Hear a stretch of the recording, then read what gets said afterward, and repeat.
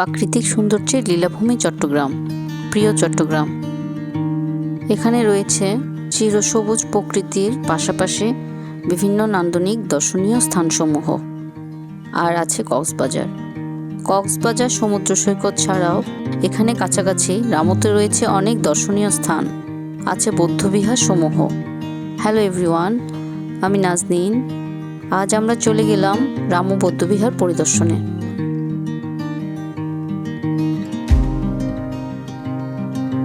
বাংলাদেশের কক্সবাজারের রামুতে অবস্থিত এশিয়ার সর্ববৃহৎ বুদ্ধ মূর্তি, যা সোনালী রঙের 100 ফুট দৈর্ঘ্যের 60 ফুট উচ্চতার। 2006 সালে এর নির্মাণ কাজ শুরু হয় এবং 2009 সালে শেষ হয়।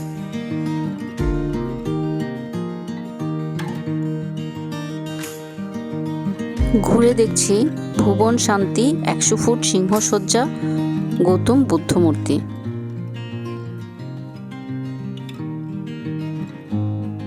প্রতি বছর শ্রীলঙ্কা, বার্মা, চীন, Japan, Thailand, Nepal, Bhutan, Vietnam, Cambodia বিভিন্ন বৌদ্ধ ধর্মাবলম্বী দেশগুলো থেকে অনেক দর্শনার্থী এটি দর্শনে আসেন। করুণাশ্রী ভিক্ষু বলেন, নিজ উদ্যোগে এটি নির্মাণ কাজ করলেও অনেক আত্মীয়, ভক্ত ও অন্যান্য মানুষদের থেকে তিনি এটি নির্মাণে আর্থিক সহযোগিতা পেয়েছেন।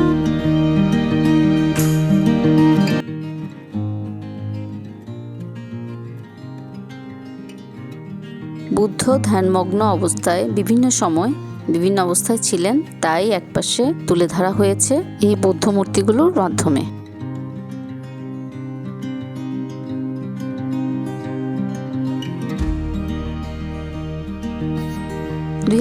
সালে রামু সহিংসতার পরে প্রধানমন্ত্রীর সহায়তায় এই বৌদ্ধবিহারটি পুনর্নির্মাণ করা হয়। প্রায় 2 একর জায়গা জুড়ে নির্মিত হয় এই বৌদ্ধবিহার। ভুবন শান্তি 100 ফুট সিংহসজ্জা গৌতম বুদ্ধ মূর্তি। কক্সবাজার শহর থেকে ট্যাক্সি বা টমটমে যেতে পারেন এই বৌদ্ধবিহারে। ভাড়া জনপ্রতি 40 থেকে 50 টাকা, রিজার্ভ টমটম হলে 800 থেকে 1000 টাকা। বৌদ্ধ মন্দির বা বৌদ্ধ মঠ হল বৌদ্ধ ধর্মের অনুসারীদের উপাসনার স্থান।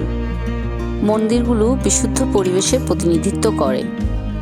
সাধারণত এগুলো ডিজাইন করা হয়ে থাকে বাহ্যিক বা আভ্যন্তরীণ শান্তিকে অনুপ্রাণিত করার নিমিত্তে, যা প্রকৃতির বিশালতা, অহিংসা, সাম্য ও মৈত্রীর নিদর্শন, শান্ত পরিবেশ আর আধ্যাত্মিক মনোসংযোগ সাধন ও নীরব প্রশান্তির জায়গা হিসেবে পরিলক্ষিত।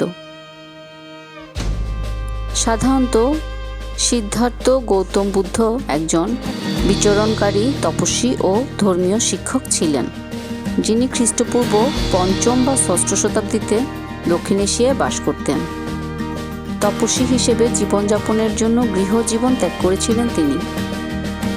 ভারত, নিম্ন ইন্দো গাঙ্গেয় সমভূমিতে ঘুরে বেড়াতেন এবং নির্বাণ লাভ করেন। বৌদ্ধ ঐতিহ্য অনুসারে কুশীনগরে মৃত্যুবরণ করেন এবং পরিনির্বাণে পৌঁছান। বাংলাদেশের রামু সহ আরও অন্যান্য অঞ্চলেও দর্শনীয় বৌদ্ধবিহার রয়েছে, তার মধ্যে এটি একটি অন্যতম বৌদ্ধবিহার। মন্দির প্রাঙ্গণটি আসলে খুব শান্ত এবং নীরব, কোলাহলমুক্ত সুন্দর প্রকৃতিকে প্রতিনিধিত্ব করছে।